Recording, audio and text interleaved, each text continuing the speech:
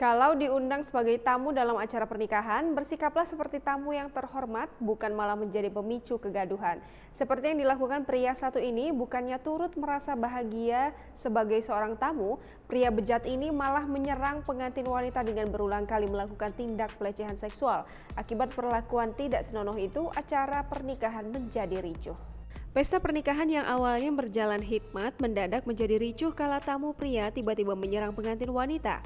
Pelansir dari ET Today via Tribun Style pada 23 Februari, sebuah pernikahan dilangsungkan di kota Fuyang, Provinsi Anhui, Cina. Seorang pengantin wanita diserang oleh seorang tamu pria dan berulang kali diraba-raba dan bahkan ingin ditelanjangi, menyebabkan adegan yang sangat ofensif dan menyakitkan. Setelah kedua mempelai menyelesaikan ritual pernikahan, pasangan utama akan memasuki ruang pernikahan. Saat itu, baik kerabat dan banyak teman di kedua sisi keluarga juga masuk ke ruangan untuk melakukan permainan. Tanpa disangka, seorang tamu pria tiba-tiba mendorong sang mempelai wanita hingga terjatuh. Kedua tangan pria itu memeluk erat sang mempelai wanita hingga saling menimpa.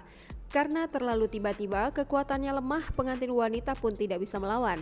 Tak lama kemudian, seorang gadis yang disebut-sebut sebagai sahabat mempelai wanita dengan cepat datang membantu. Ia coba melindungi pengantin wanita dari aksi tidak terpuji tamu pria itu, lalu membantu pengantin wanita bangun dan berdandan. Pengantin wanita masih terlihat kaget dan panik.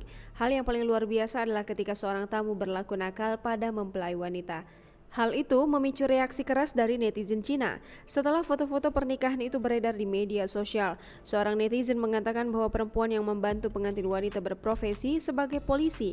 Tindakan kemurahan hati gadis itu mendapat banyak pujian, sangat kontras dengan kritik atas tindakan mempelai pria. Netizen berlomba-lomba membahas sikap mempelai pria, mengatakan bahwa dia tidak berani melindungi istrinya karena tidak ingin kehilangan muka para tamu pernikahan.